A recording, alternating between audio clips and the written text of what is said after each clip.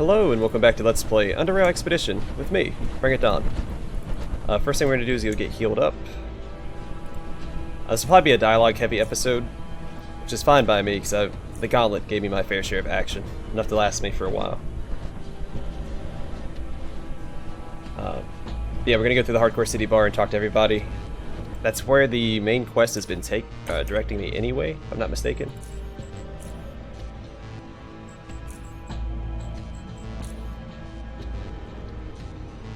Yeah, I think they were directing us to the Hardcore City Bar to find the Acid Hunters.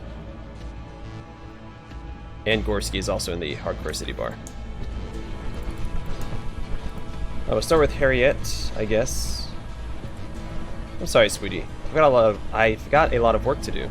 Talk to my husband if you need something. This guy? You walk toward the buff barkeeper, but somewhere along the way a mug flies before your eyes, from left to right, and collides with some poor squeezer's head.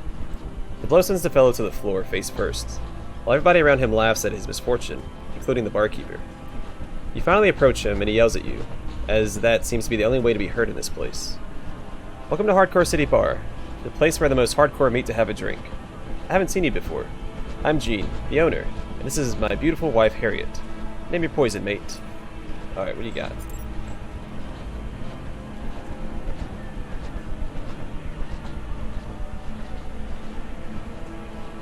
Alright, what can I sell you? Have that.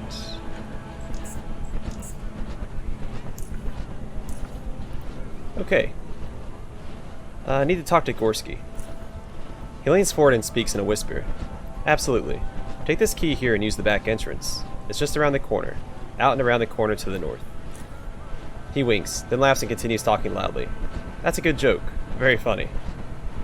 Oh, that's interesting. Okay. So that's back there where John the Beautiful's at, I believe. What do you know about the Black Sea? I know as much as everyone else. Pirates, serpents, mysterious stuff. Ooh. I figure, if you really want to learn more about it, go talk to the ferrymen. Yeah, I know. They like coloring their stories with all kinds of hardcore superstitions. There's a lot of truth to what they say. That's my advice to you, mate. Have you heard of Aegis Incorporated? Absolutely, mate. Ever since they showed up at the docks, everyone's been asking about them. They're one of the largest private security companies from North UnderRail, and have been around for quite a few years. Actually, I was once considering hiring them to protect my wife while we were on a trip to North UnderRail. I reckon when the northern wimps see one of our beautiful southern girls. Oh, stop you. He smiles. Anyways, the Aegis guys mean hardcore business. They have a dominating record, so... I didn't mean you should actually stop, Gene. I just said it. Oh yeah. Why do Northerners need a security company when they have UnderRail Protectorate? Well, they need someone to protect them when they come here. You know how dangerous this place is. And not just because of local gangs and such, but free drones too. They like taking hostages and exchanging them for their own captured comrades. Protectorate can't babysit everyone, so the wealthy merchants and fat rats hire these security companies to escort them. Even though there's a lot more Protectorate in the south, these folks still need private security. Now what's currently going on is that they've been hired for some kind of an expedition to the Black Sea. So they brought pretty much everything they got, mate. That's hardcore business. Well, let's change the subject. Sure thing, mate. How do you feel about the Faceless Invasion? If they do break into the city, I'll give them free drinks. He laughs. What Gene wanted to say is, he'd start quaking before the Faceless and try to bribe them with booze. Why, love? Why? Sweetie, I'm joking. Hardcore men know how to take a joke. And cook, clean, tell their wives they love them from time to time, and have the... She clears her throat. What can you tell me about your wife? Absolutely. She's gorgeous, wonderful, smart, funny. This bar would feel so empty and lifeless without her, and... That's enough, Gene. I can see you've practiced, and you haven't complimented a girl's patootie in days. I love you. She smiles. Dominating. Alright, I'm looking for the Acid Hunters. I know them. They are being led by this man... Cornell. Cornell. Thanks, love. They come here from time to time. A bunch of scavengers. I don't think there's anything striking about them. I haven't seen them in a while. Who knows? Maybe they're dead. He laughs. I'm looking for Terry and Laura Baker. They're merchants from Southgate Station. Have you seen them, perhaps? Absolutely. I know the two. They visited the bar numerous times. The problem is, I can't remember exactly when was the last time they were here. I can't exactly remember. Okay. Around the time the big earthquake happened? It takes a moment to think. Yes, that's right. The earthquake stopped all UnderRail Express traffic, and many were unable to leave the city. The bar was packed back then. Not that I'm complaining, mate. It was hardcore. Nevertheless, I remember seeing them at the bar during that time. He turns to Harriet. Right, love? What? Oh, the Bakers? Yes. They were here at that time. Or at the time. There you go. Anything else you can tell me? No, that's pretty much all of it. Right. Thanks for the info. I've got more questions for you if I may ask them. He nods. Absolutely, mate. Alright, I'd like to ask you about certain people here in Core City. Absolutely. Who are we talking about here? Merchants. Oh boy. Say the name and I'll deliver. Mikola. Mikola Young? He owns a mechanics store near Halim's Electronics. Owned the store.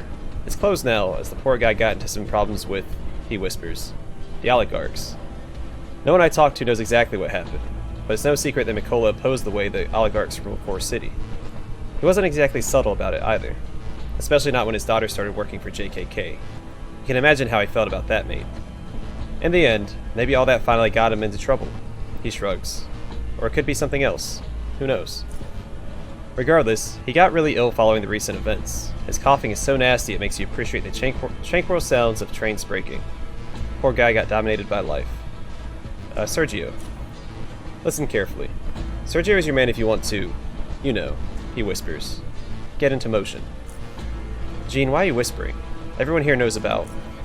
My dear love, that might be correct, but still. Just go see him. He winks. Alright, Oscar the weapon store owner. Oscar. He's the most hardcore patron I've ever had. I love that man. Absolutely the best. I never liked Oscar. He always seems so full of himself. He used to be a Praetorian enforcer. So what? But I still smile when he says hi. It's common courtesy. That's enough, love. I love you, but please. Derica, the general store owner. Now that woman is gorgeous. She's funny, she's smart, she runs a successful business. What more can a guy ask for, right? She's married, mate, just so you know. Indeed. Jean remains quiet. Dr. Heidi Gratz. Glad you asked me, mate. I often get asked how come such a derailed person can be such a good doctor. I tell them this. She's the best doctor I've ever had the pleasure of being cut open by. Heidi has had a traumatic experience in the past, as she had to do an emergency operation on her husband. He died on the table. Poor woman crossed the tracks. Okay. So... I put together that her husband had died. Someone brought up in the comments section her death, or his death is probably what caused her to be the way that she is, because I didn't put that together. But this confirms that. Man. He died while she was operating on him. That's upsetting. It's a tragedy. Alright, Halim the electronics merchant. He's a different person than the rest of us. I never see him at the bar. He doesn't like going to the arena. He's an expert in what he does, but I'll be darned, mate. He's strange. I like him. He's quiet. And intellectual. This Chartist also seemed pretty intellectual, if you ask me. Don't let them hear you, love. They'll come swarming in. They'll drive all the patrons away. Tell me about Mo. Mo's a dear friend of ours. What can I say? He's one hard-working, honest, and good-looking man.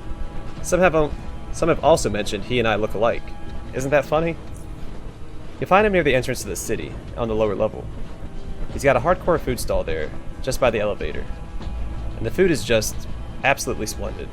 Try it out sometimes, mate. Just do it. He laughs. Alright, non-residents?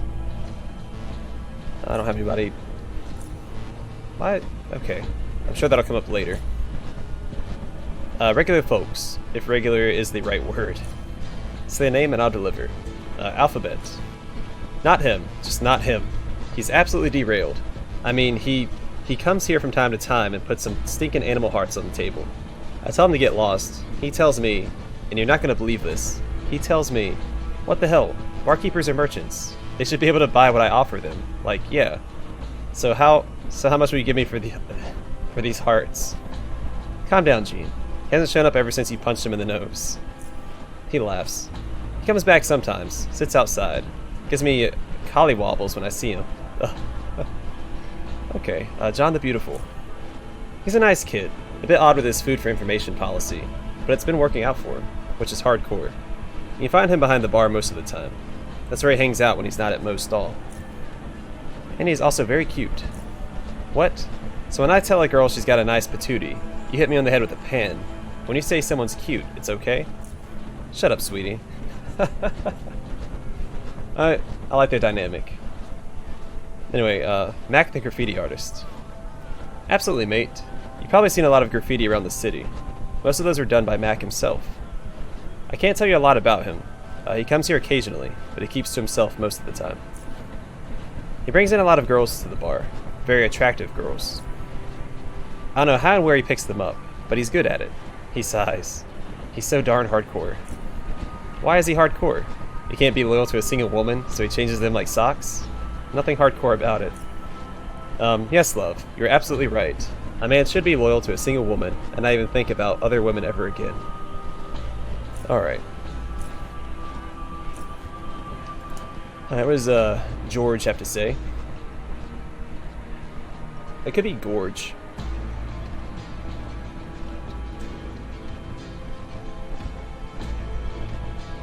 But I'm sure it's pronounced George. You come to a short, stocky man looking at the table in front of him. The table is littered with numerous glasses, out of which only one is full. As he picks it up, your eyes become drawn to a sizable coal-black tattoo on his right arm. You stare at the ink. It depicts an intricate earth fissure, which starts from the elbow and moves down to his hand, with tiny angular cracks radiating from it in all directions. Upon looking more carefully, however, you realize that the center of the tattoo is actually a large scar, effectively making the tattoo its embellishment. The curious stare provokes an indifferent one from him as well, as a couple of words expressed in a mildly annoyed manner. You need something, bud? Who are you? Who are you? My name is BringItDon, and I had some questions. Questions. A man gets tired of those after a while, especially if they're being asked by random strangers. Is that a yes or a no? He inspects you for a few seconds too long. I'll bite. Ask you questions. Now whether you get an answer, that's a whole different matter. He returns to his drink. Who are you, anyway? Why do you ask? You seem somewhat familiar. He answers without looking at you. From where? You ask a lot of questions. Do you know that? Well, bud, so do you. Now, what did you say about me being familiar? Forget about it. I had other questions for you. Aight? What can you tell me about your tattooed scar? He takes a look at his scar, staring at it for a few moments, taking a sip of his drink in the process. The scar is from an accident. The tattoo is from a tattoo shop. Can you tell me a bit more about it? Nope. He takes a sip of his drink. Why not? Why should I? Because I asked you nicely? Because I really want to know. Well, tough luck. Any more questions? Can you not call me Bud? He gives you an indifferent look. Aye, Bud. Not a problem. Better? Alright, let's go through this again. Okay. Well, he's not going to give us anything.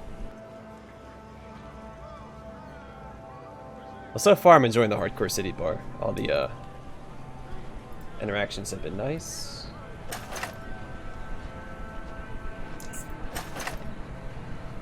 More Core City plans. What's up, Ethan? Good to see you again. Anything interesting going on? The situation here is tense, even if it appears to be calm. The thing is, the people still spend most of their time enjoying brutal entertainment, as if the Faceless don't even exist, with tourists arriving in droves to join them. I suppose that's the charm of a city. Lots of irresistible distractions. That's one of the reasons why I come here. Have my share of the fun before moving on. And the very thing keeping me here, even though I should, perhaps, make myself scarce. Tell me more about Arthur Kane, your mentor. Perhaps some other time. It is a long story, and I don't feel like telling it right now. He nods. Some other time. So I guess because I'm not a psionic, he's not going to tell me anything about Arthur Kane. What do you think about the Faceless invasion? Many here are afraid of the Faceless. Everyone knows the stories and accounts of their vile misdeeds. But the fact that Core City is still standing despite such overwhelming forces shows that these beings, whatever they truly are, have dug out of their habitat for a reason other than just to eradicate us.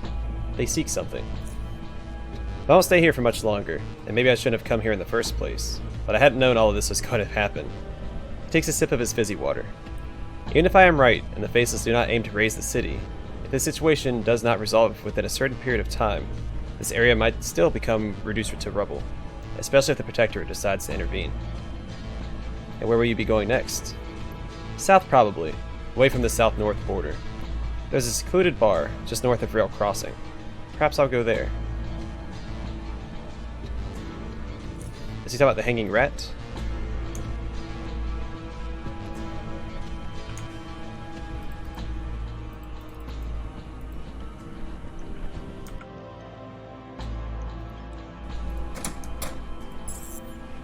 Oh, hey, it's Bob.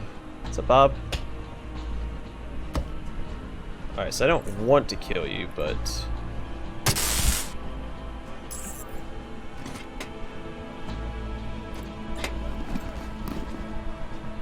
Port Zenith Security Base, Bob Smith.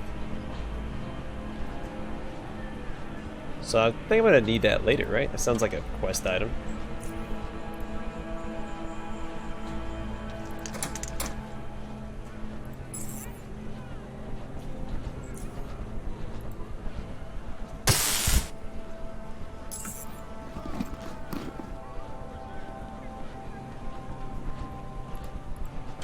Don't worry, I'm not going to keep these guys dead. That's why I'm not actually looting their bodies. We'll come back here at a later date. There's probably no harm in killing them. But again, I'm not trying to be a bad guy here.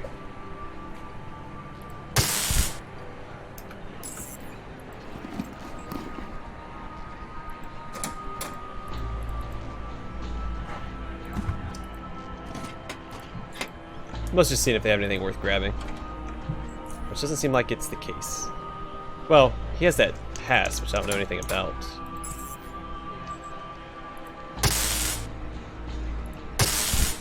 I don't know why I would need that pass yet. Now I have keys to their individual rooms. No, no oddities though.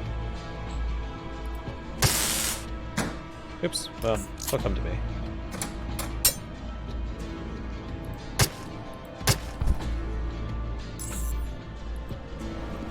Okay, no oddities. I'll just reload. I'm not just gonna kill people for the sake of killing them, and they're not going anywhere. So if I do need that pass, oh, that must be where Gorski's at then. So is that it for the Hardcore City Bar? I was expecting a little more. Oh well. Let's go talk to Gorski. So maybe I have to deal with the oligarchs to find the acid hunters.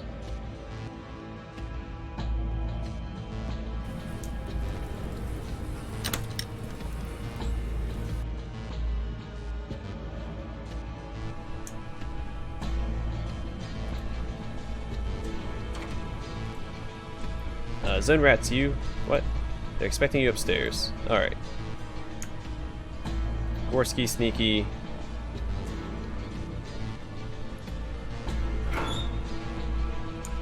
Bullhead. Another rat head amulets. Flashbang, heck yeah. They usually let me take all this stuff. 3P, a 3 pellet tungsten shotgun shell. I think Gorski wants to speak with you. What's up, Gorski? Sure took you sweet time getting here. What have you been doing? Sightseeing? Well, I became Invictus, and took care of some other side business. I forget it. Don't have time to listen to your stories. We've got work to do here. So let's see. Dan Forte says hi. Dan, haven't heard that name in a long, long time. He laughs. I'll be darned. That slob is still alive after all these years. Where'd you meet him? He's a guard in Foundry now. A guard? He laughs. I'm sure he's leaning against some wall and does nothing but rant about how he's bored. Believe me, that's the laziest man I've ever met. When I needed his help, he was always there. He told me you're in a gang together. Got some cool stories to share? What the hell? You think I've got nothing better to do than tell you bedtime stories? On top of that, all that happened like 12 or 13 years ago. A man forgets some things after a while. Oh, come on. You know you want to tell me some cool stuff.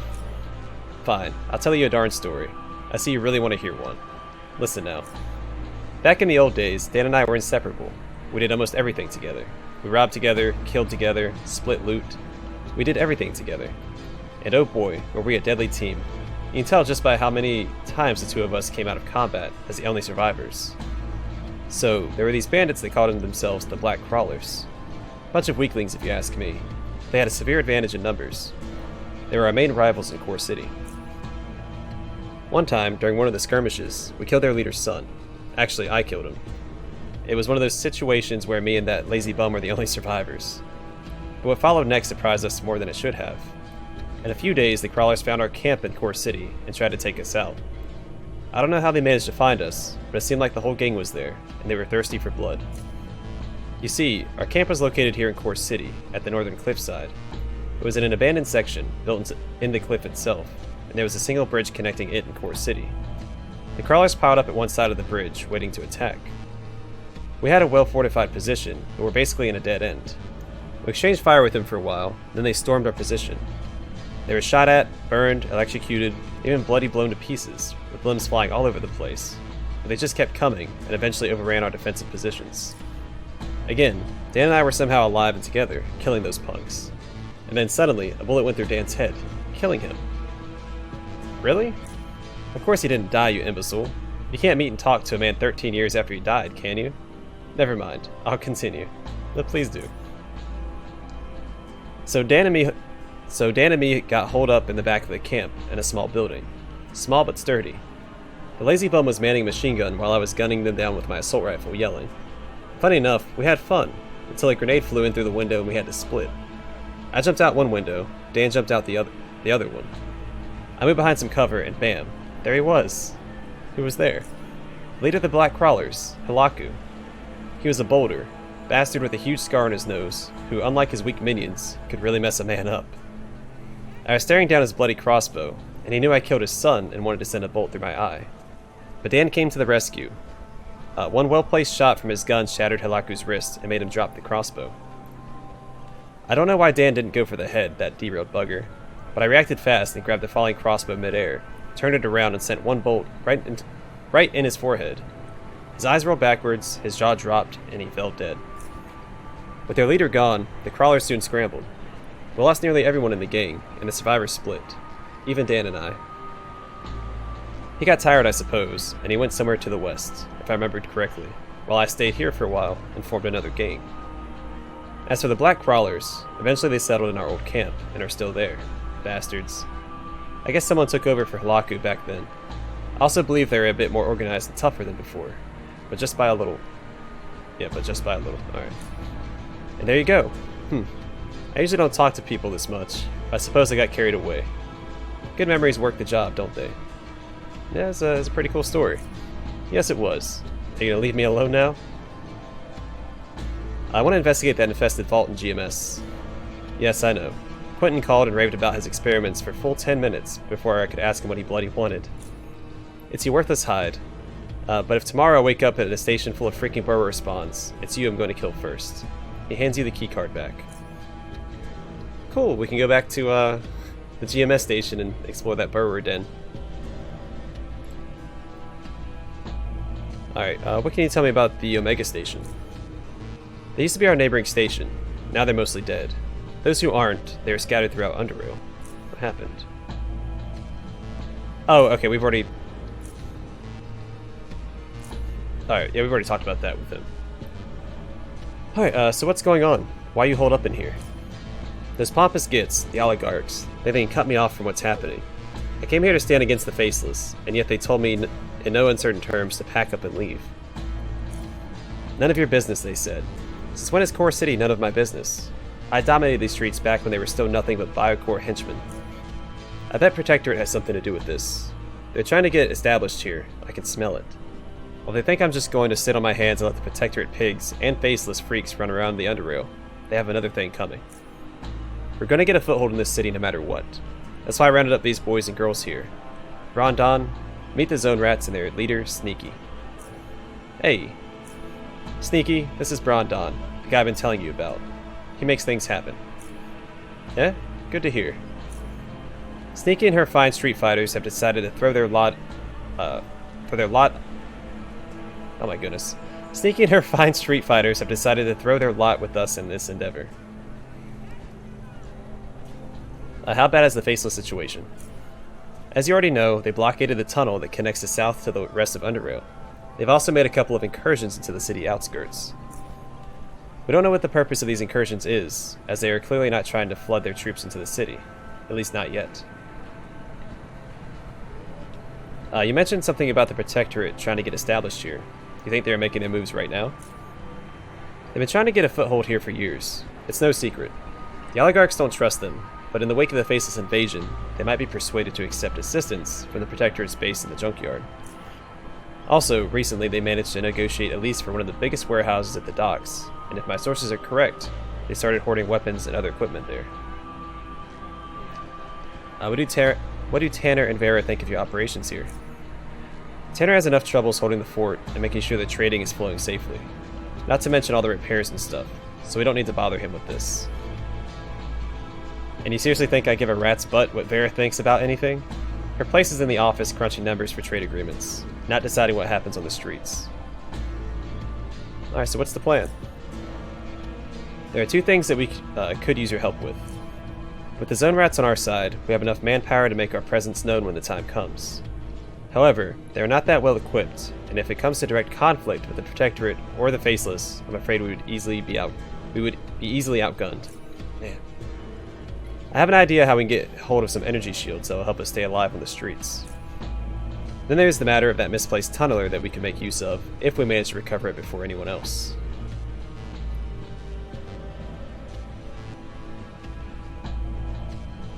So you want to steal a tunneler from the Faceless? Not from the Faceless directly. Fill him in, Sneaky. Yeah. So the Faceless sent a couple of their machines to bore through the cliff face and drop zone. Not sure what they wanted to accomplish with that. They backed them up immediately. In one place, though, they messed up. I don't know if they miscalculated or what, but they bored right out of the cliff and plunged down, landing on some poor zoner's shack. The fall killed the crew, and the tunneler is stuck there now.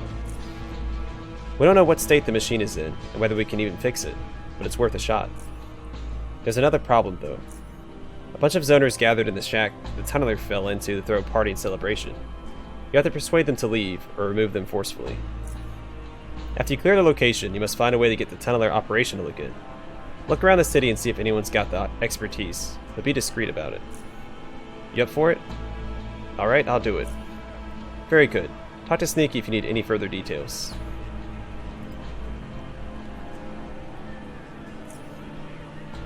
How do we get those energy shields? Remember that Protectorate warehouse that I mentioned? As I said, we have reason to believe they've been hoarding weapons, ammunition, and all sorts of other goodies there. We found out, from a fairly reliable source, that they recently received a package of high-end energy shields. If you could infiltrate the warehouse and nab those shield emitters, that would both strengthen our position and weaken the Protectorates. Sneaky has more details on how you might be able to pull this off. There's this Oaf Bob. He's a Protectorate soldier. Security guard, or whatever they call themselves, since they're not officially allowed to have soldiers in Core City. He's also a regular here in the bar. Last night he was drinking himself silly with that gauntlet girl, and per usual, blabbering about this and that. I don't usually pay much attention to him, but this time he actually said something interesting. He mentioned that shipment of shield emitters, and how they are, supposedly, top quality stuff that they are not allowed to use yet. Which is good though, as it probably means they are still stored together somewhere in the warehouse. The fool got so drunk that he couldn't turn up for his shift today. He rented a room here at the bar to sober up in. This has happened before, so it won't be unusual to his compatriots that he's missing. You can use this to your advantage. Strike the useless oaf down, and procure his armor and security pass. Well, I don't know if this will allow you to enter freely into the warehouse. It might still help once you're inside. As long as you don't attract too much attention to yourself. No simple task, huh? But very much worth doing. So you up for it? Yeah, sure. That's the spirit. You should speak to Sneaky before you head out. She has some info you'll probably find useful. And I am struggling to read. Let's keep mixing up words, swapping them around. Okay, what's up, Sneaky? What do you think about the free drones? I support their battle against the Protectorate, as those rats should be driven out of South UnderRail, but I feel they've gotten more and more fanatical over the years. They accuse you of being a collaborator, you're done for. Not much evidence is needed. Suspicion is enough to get you tied to the tracks and have your gut stretched from one station to the other while your family watches it. No different than the vilest of gangs, don't you think? What can you tell me about the oligarchy? Oligarchy, eh? It's typical stuff. You got a bunch of wealthy, powerful fat rats ruling a decadent city. To pacify the commoners and divert their attention from everything that's wrong, they offer brutal family entertainment, the arena. The poor sods are preoccupied with it as the city's slowly but surely falling apart. That's how our everyday life here in Core City feels, friend.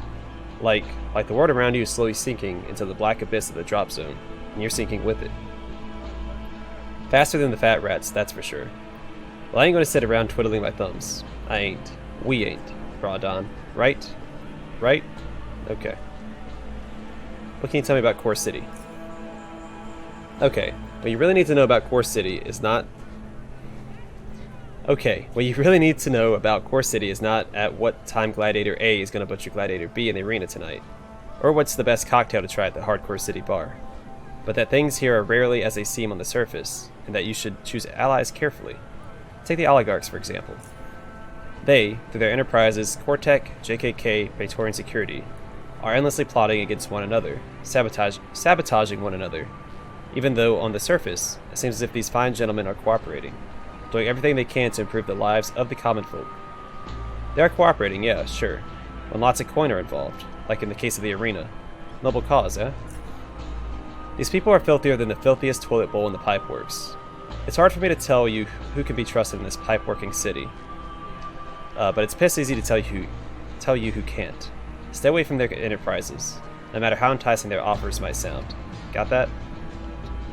Do you know a man called John the Beautiful? She crosses her arms and responds after a pause. Why would you ask me that? Just a hunch. We used to spend time together. Yes? She sighs. He's a nice man. We had some fun. He liked doing certain things the complicated way, though. And he's obsessed with eating. I mean, really. He used to drive me mad. Imagine waking up in the middle of the night to the sounds of munching. He would just look at me and keep munching on. That's when I said to myself, enough is enough. But he was sweet otherwise, I suppose. We had some fun. And what can you tell me about the Zone Rats? We're just a group of capable people who want to survive in this ruin of a city. The oligarchs are incompetent idiots who care only about their own well-being, and if the Faceless breach the city defenses, I'm sure they'll just run into the arms of their Protectorate friends, seeing the deals they make with them. As for Gorski, we tagged along with him mostly because we hate the same things. She laughs. And he's hardcore. That's what the Zone Rats like. Alright, I have some questions about that tunneler. Shoot. Where is it? It's on the far northeast side of the mid-level, just across the pipeworks. Pipeworks. It's Drop Zone's public toilet. Zoners claim it with great pride to be the most disgusting toilet in Lower UnderRail. I don't think they're far off. Do you know anything of its condition? It crashed, so it's not really in top condition. I can't tell you exactly how damaged it is, though. You have to find that out for yourself. Alright, I have some questions about that warehouse mission. Shoot. Where do I find that Bob guy? He's still in one of the rooms here in the bar. You could try stealing his armor and security pass. I'd suggest zoning him out entirely. If he wakes up and notices they're gone, he might raise an alarm. We don't want that. And how do I get into that warehouse? You could try posing as Bob, but that might be too risky. Even if you manage to pass the gates, you'll probably be questioned why you didn't show up for your shift again. There might be another way into the warehouse aside from the main gate, though. I took a peek at some of the old city plans. There seems to be a direct, uninterrupted ventilation connection from the dock's main utility room to the warehouse's lower level. Getting inside this room, now that'll probably be the problem in itself. Try finding the dock superintendent. See if he can be bribed to give you access to it. And lastly, you could always try entering through the port itself if you got the jet ski or some other kind of vessel available. The port's behind the warehouse, west of it, and is a completely separate section, unconnected with the main docks. Now, going through there should be your last option though, as security's pretty tight and all traffic's highly regulated. They know exactly which vessels should be moving in and out of there, and at what time, and no one's yet managed to fool them or their pipe-working scanners.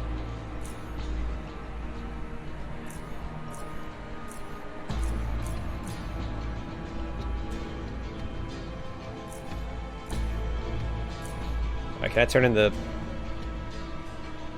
How'd you meet the zone rats? I spent quite a number of years in Core City before I came to SGS, so I know where to look and who to ask when I need something. And I needed a local, capable, low-profile group for our operations. Thus, zone rats. Alright, well, I've technically finished the tunneler one. I've already repaired it and everything.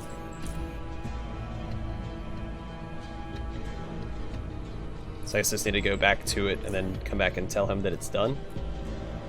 Okay. Well, I think I'm going to call the episode here. I'm going to go back over to where Bob's at. Next episode, we'll take care of him. Again, because I've already taken care of him once. And then we'll, Actually, I probably need to go back to SGS and drop stuff off. Because I think he had metal armor in his footlocker. That's probably the armor I need to grab. So... regardless, I'm going to call it here. The next episode, we'll do that. We'll start working for the zone rats. And, when we're done with that, we'll head up and talk to the oligarchs. Anyway, thanks for watching. Hope to see you guys in the next episode.